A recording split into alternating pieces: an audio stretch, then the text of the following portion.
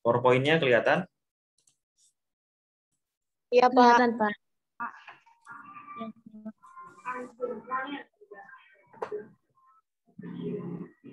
Oke, kita membahas tentang homeschooling dan jenis-jenis homeschooling, perbedaan homeschooling dan home education. Jadi ada dua istilah teman-teman yang akan coba kita kaji. Sebenarnya apa sih perbedaan? Pertama adalah homeschooling, kemudian home education. Gitu. Nah, kapan istilah ini digunakan? Kapan istilah ini menunjukkan hal yang seperti apa? Gitu. Oke. Yang pertama mungkin nanti kita akan mengkaji tentang jenis-jenis homeschooling, kemudian definisi dan pengertian tentang homeschooling maupun home education, kemudian letak perbedaan antara homeschooling dan home education. Gitu.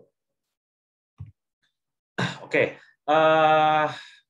untuk jenis-jenis homeschooling, teman-teman, nah ini perlu diingat. Jadi ada 3 jenis homeschooling ya, 3 jenis homeschooling yang berkembang saat ini, atau yang ada di Indonesia juga terutama maupun di berbagai negara itu juga menganut ketiga jenis ini ya, ada ketiga jenis ini. Yang pertama yaitu homeschooling tunggal, kemudian homeschooling majemuk dan homeschooling komunitas atau sering disebut juga komunitas homeschooling gitu.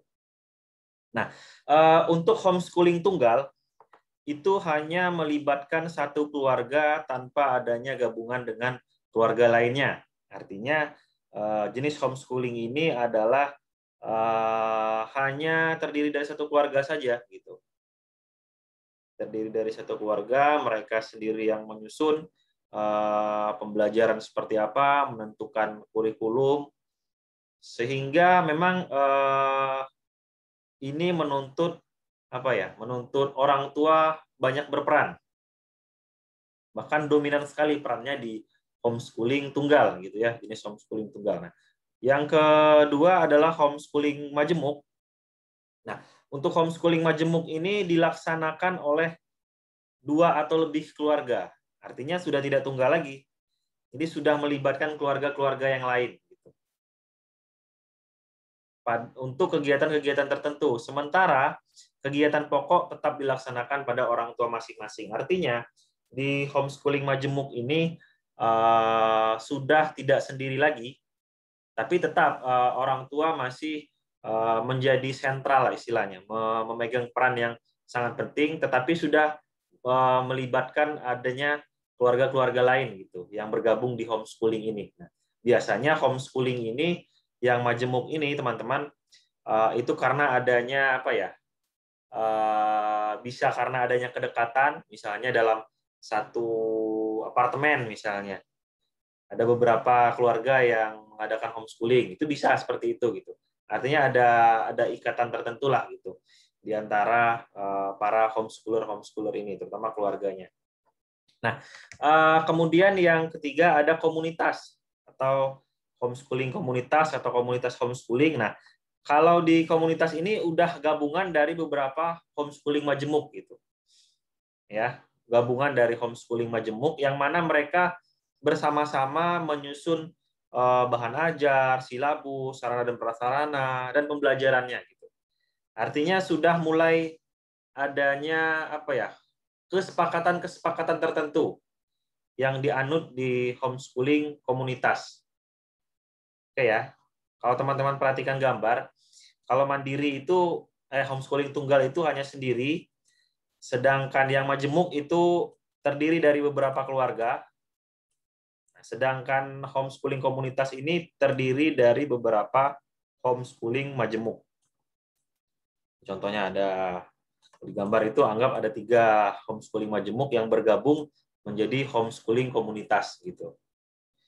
Itu secara singkat lah ya, secara singkat dari definisi jenis-jenis homeschooling. Nah, kita lihat homeschooling tunggal ini teman-teman memiliki fleksibilitas yang tinggi. Ya, karena keluarga atau orang tua menentukan ya, sangat berdominan sekali dalam pelaksanaan homeschooling tunggal ini, sehingga memang ya lebih fleksibel gitu ya. fleksibelnya lebih tinggi jika dibandingkan homeschooling majemuk maupun komunitas gitu. Jadi fleksibilitasnya tinggi, tempat, bentuk, waktu belajar bisa disepakati antara pengajar dan peserta didik. Artinya ketika homeschooling tunggal ini ya bebas saja karena keluarga yang menentukan mau belajarnya malam, mau belajarnya pagi, siang, sore, itu silakan saja gitu. Tapi ada juga kelemahannya. Kelemahannya yaitu tidak memiliki mitra yang saling mendukung atau tidak ada pembanding lah. Istilahnya pembanding apakah prestasi ini sudah cukup atau seperti apa proses pembelajarannya, apakah udah baik atau belum gitu. Itu kelemahannya. Memang fleksibilitasnya tinggi, tapi karena dia tunggal sendiri, nggak ada pembanding gitu. Apakah pelaksanaan saya sudah maksimal atau perlu ada masukan atau perlu ada perbaikan. Nah, itu sangat sedikit sekali pembandingnya gitu. Ya karena tidak ada mitra tadi ya. Nah, itu untuk homeschooling tunggal. Kita lihat yang homeschooling majemuk. Nah, kalau homeschooling majemuk ini artinya sudah ada beberapa atau melibatkan beberapa keluarga ya, 2 atau lebih keluarga. Namun tetap orang tua memegang peran yang penting di pokok-pokok bagian-bagian tertentu gitu. Orang tua tetap terlibat. Nah, keluarga-keluarga yang memutuskan untuk bergabung dalam homeschooling majemuk ini biasanya memiliki kebutuhan-kebutuhan yang dapat dikompromikan bersama. Artinya, karena ini sudah melibatkan keluarga-keluarga yang lain, artinya kita tidak bisa semaunya aja gitu. Artinya dari masing-masing keluarga tadi ya yang memiliki ikatan atau kedekatan tertentu, itu mulai menyepakati berbagai macam hal. Misalnya, ayo kita kegiatan olahraga, misalnya yuklah seminggu sekali di hari apa misalnya. Atau yuk kita sama-sama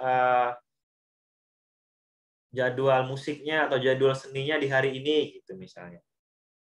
Atau yuk kita ke kegiatan-kegiatan sosial bersama-sama misalnya.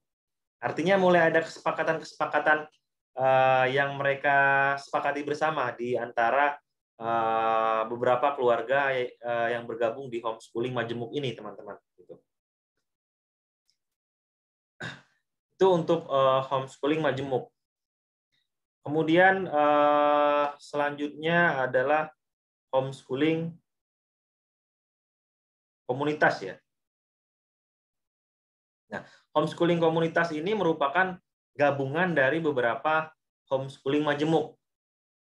Nah, karena homeschooling komunitas ini sudah melibatkan banyak keluarga ya dari homeschooling majemuk, digabung dalam satu wadah sehingga membentuk homeschooling komunitas atau sering juga disebut komunitas homeschooling gitu. Nah, artinya mereka perlu menyusun, perlu membuat silabus, bahan ajar, kemudian kegiatan-kegiatan pokok yang mana menuntut komitmen bersama, ada kesepakatan bersama gitu. Nah, dalam hal ini penyelenggara atau komunitas dengan orang tua itu persentase keterlibatannya udah mulai terbagi. Udah kalau dipersentasekan menurut beberapa orang ahli itu sudah 50-50 gitu. Peran komunitas 50%, peran dari keluarganya 50% gitu. Jadi tidak murni lagi atau tidak tidak mutlak oleh keluarga gitu. Ya peran homeschoolingnya yang komunitas ini cukup besar gitu. Artinya sudah tidak fleksibilitasnya sudah tidak setinggi homeschooling tunggal dan majemuk lagi. Ya, udah ada jadwal-jadwal yang sudah disepakati bersama gitu. Ya. Dan juga biasanya fasilitas pembelajarannya juga lebih baik gitu. Ya, kenapa bisa lebih baik? Ya karena mereka mungkin menyepakati adanya iuran, menyepakati fasilitas, menyepakati laboratorium kalau memang perlu laboratorium atau menyepakati fasilitas olahraga atau kesenian gitu. Atau memang ini sudah terlembagakan gitu. Misalnya homeschoolingnya Kak Seto gitu. Artinya sudah terlembagakan gitu. Udah ada kayak sekolahnya. Tapi konsepnya tetap homeschooling gitu. Sekolah tapi konsepnya homeschooling gitu. Nah, jadi seperti itu teman-teman. Nah, yang perlu teman-teman ingat bahwa dari masing-masing homeschooling ini tentu ada kelemahan dan ada kelebihannya ya, dari masing-masing jenis homeschooling ini. Nah, dari ketiga jenis ini tadi, teman-teman, yang berkembang di Indonesia, terutama itu adalah homeschooling majemuk dan komunitas. Ini yang perkembangan cukup pesat gitu di Indonesia. Kalau tunggal mungkin ya karena keterbatasan-keterbatasan tertentu memang agak sedikit jumlahnya, tapi tetap ada, tapi jumlahnya sedikit gitu. Kalau yang majemuk dan komunitas ini cukup berkembang gitu, di Indonesia terutama. Nah, itu tadi terkait dengan jenis-jenis homeschooling gitu ya. Ada tunggal, majemuk, dan komunitas. Ini yang perlu teman-teman ingat gitu. Oke, ini tentang jenis-jenis homeschooling. Kemudian kita masuk ke homeschooling dan home education. Ini sengaja nih Bapak carikan gambarnya yang bening-bening nih, supaya nggak ngantuk. Oke, istilah homeschooling dan home education, teman-teman. Gimana sih bedanya gitu? Oke, untuk homeschooling ini lebih mengarah kepada pembelajaran yang melibatkan mata pelajaran atau kebutuhan belajar anak, atau berkaitan dengan proses belajar yang lebih spesifik dengan melibatkan ilmu pengetahuan.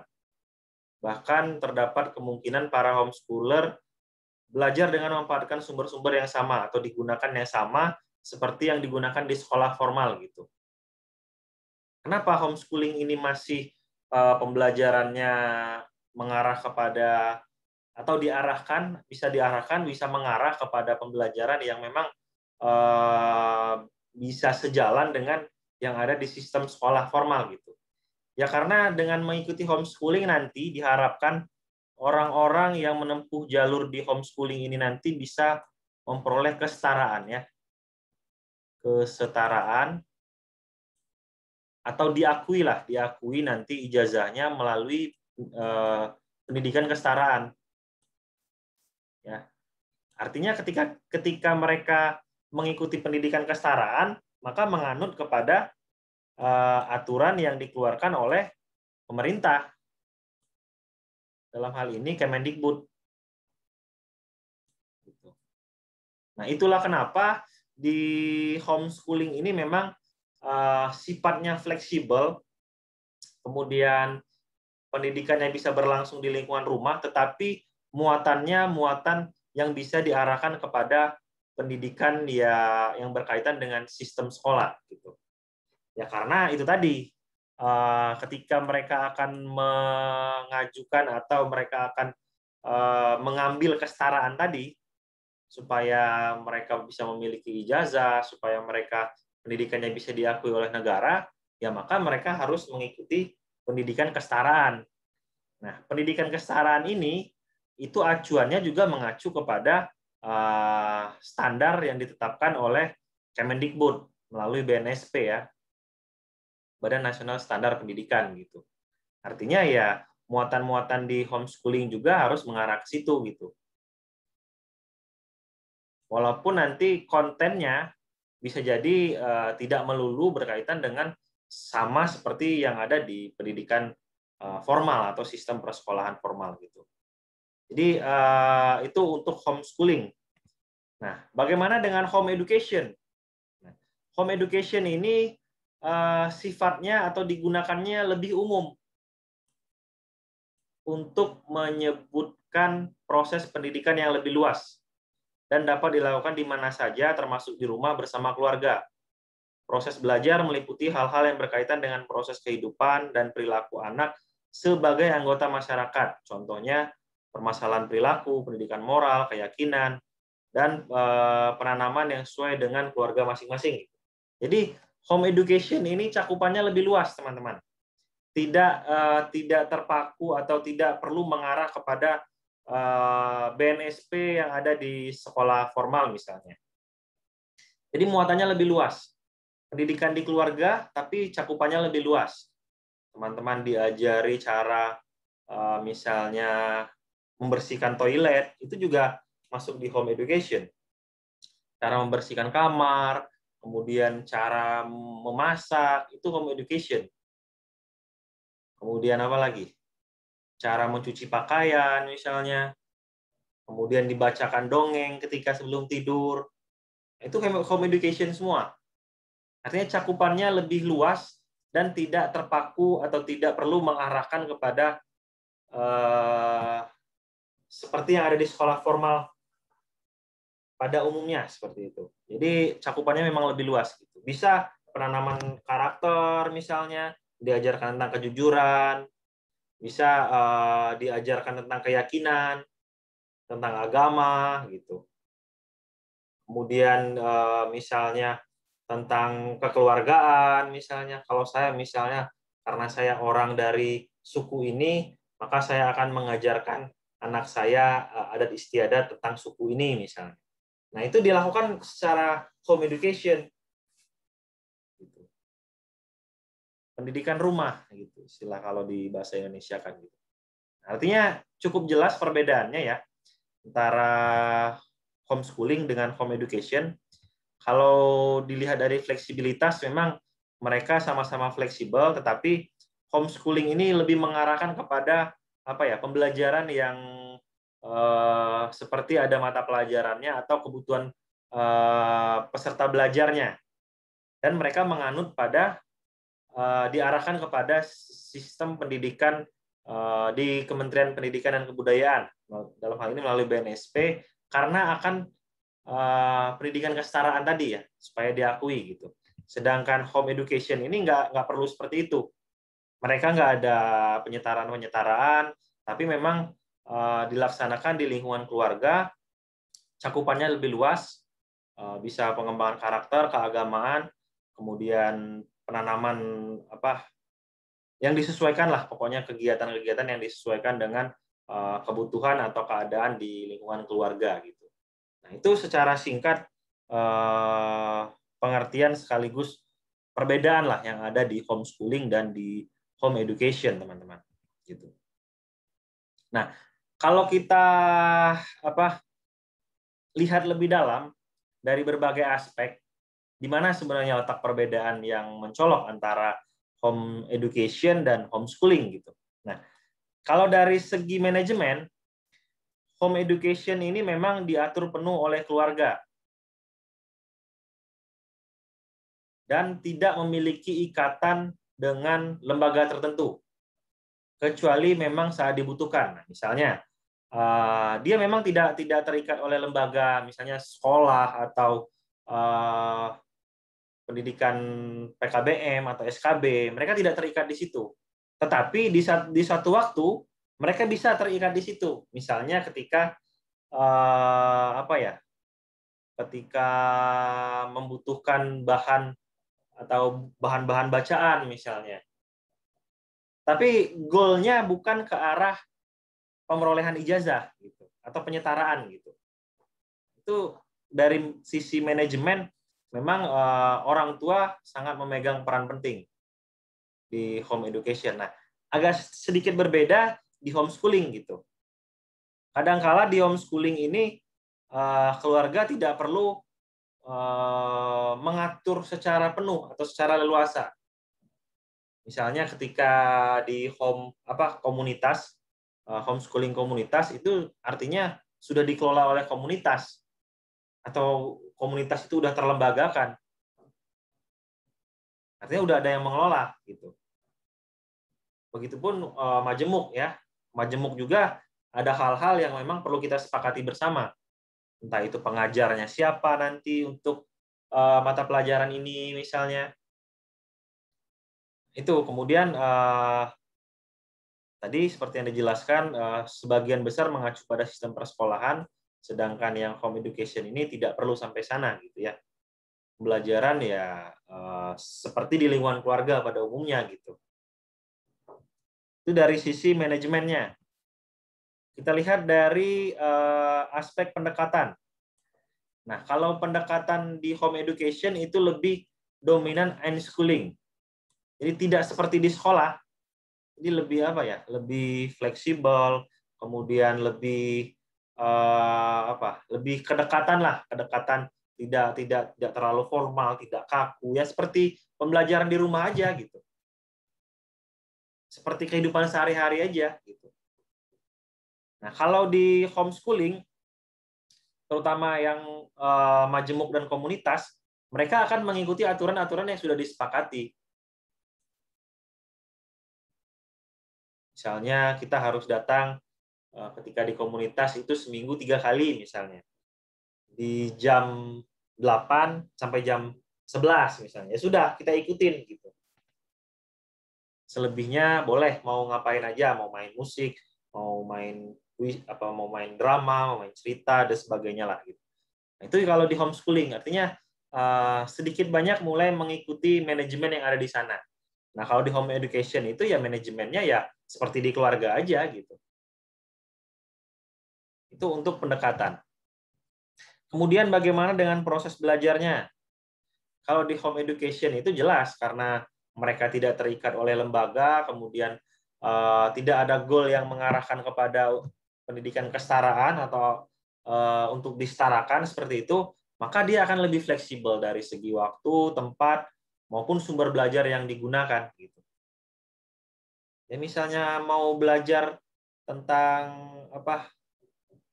komputer misalnya di home education, ya kalau orang tuanya bisa komputer, ya ajarkan anaknya gitu.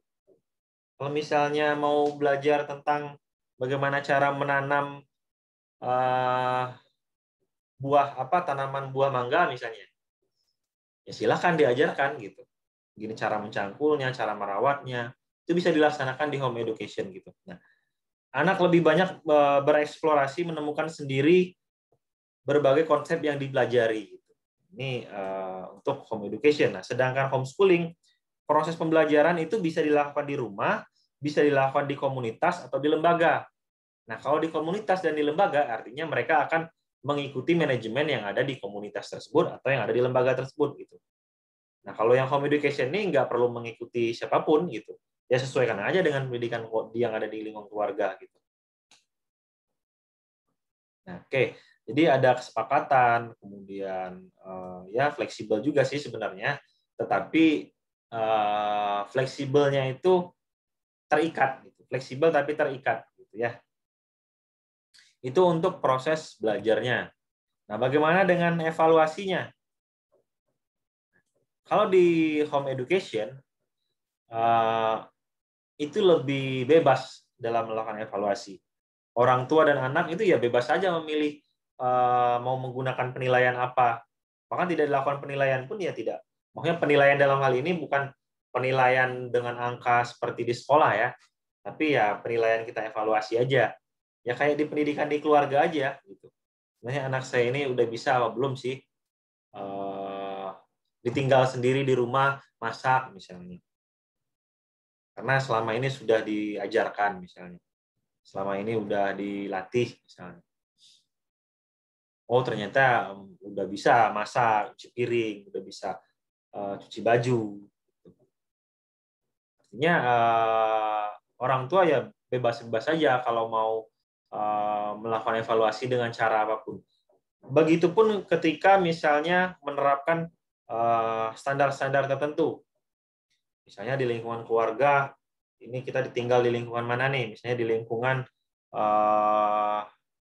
kalau orang-orang yang ada di apartemen misalnya ya, itu kan pasti ada aturan-aturan tersendiri di apartemen gitu atau di perumahan-perumahan tertentu. Ya mereka akan mengikuti aturan-aturan itu gitu. Nah, kalau yang di homeschooling teman-teman, evaluasi pembelajaran itu ya jelas kalau misalnya mereka akan mengikuti pembelajaran di pendidikan kesetaraan nantinya ya untuk mendapat penyetaraan, maka mengacu kepada standar yang kurang lebih sama yang ada di pendidikan di sistem persekolahan formal gitu, yang sudah diatur oleh pemerintah. Artinya evaluasinya mengacu ke sana. Ada badan yang menangani tentang standar-standar pendidikan BNSP. Artinya ketika melakukan evaluasi itu ada standar kompetensinya lah yang ingin dicapai gitu. Ketika kamu di mata pelajaran misalnya IPA, kamu itu harus memiliki kemampuan minimal ini misalnya. Nah, kalau di home education itu nggak perlu seperti itu. Ya bebas saja mau melakukan penilaian seperti apa.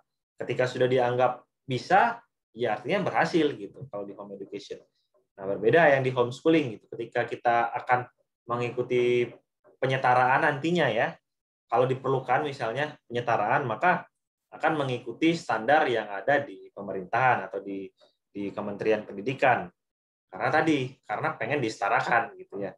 Maka harus ikut ke sana gitu. Itu untuk sistem evaluasinya, teman-teman. Nah, homeschooling dan home education kalau dilihat dari perkembangannya, home education ini lebih tepat digunakan menyebutkan pelaku pendidik yang berbasis keluarga ya. Artinya orang-orang yang memang berkecimpung atau orang-orang yang dari lingkungan keluarga gitu. Artinya keluarga yang dijadikan pendidik dalam hal ini. Nah, sedangkan homeschooling ini ada kecenderungan ya yang mana digunakan untuk para pelaku pendidikan luar sekolah atau PLS atau dalam hal ini PNF ya. Namanya PNF gitu. Nah, orang-orang PNF yang biasanya mengelola, yang memanajemeni, kemudian yang men-setting pendidikan di homeschooling gitu. Artinya memang sedikit banyak ada ilmu campur tangan dari pendidikan luar sekolah di sini di homeschooling ini. Gitu. Baik itu desainnya, itu memang lebih dekat kepada keilmuan pendidikan luar sekolah atau dalam hal ini pendidikan non formal ya. Nah, itu untuk home education dan homeschooling gitu. Homeschooling itu tadi berbasis pada keluarga, artinya keluargalah yang akan dominan atau memanajerialnya itu adalah ya pendidikan di lingkungan keluarga, basicnya gitu. Sedangkan homeschooling ini biasanya ada kecenderungan digunakan oleh para pelaku atau orang-orang yang berkecimpung di pendidikan luar sekolah atau pendidikan non formal seperti itu. Karena ya itu tadi pembelajarannya nanti akan ketika akan dianggap setara, maka mereka harus istilahnya pindah jalur gitu.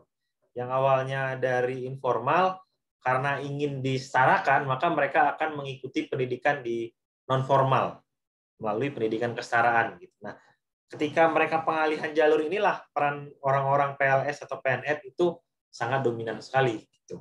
Makanya beberapa teori menyebutkan memang kedekatan antara homeschooling ini dengan pendidikan non formal itu sangat dekat sekali. Sedangkan home education ini mengarah kepada pendidikan yang berbasis pada lingkungan keluarga gitu. Oke, mungkin itu saja teman-teman pemaparan Bapak pada kesempatan kali ini. Silakan kalau misalnya ada yang ingin ditanyakan, Bapak persilakan. Lendi, Pak, izin bertanya.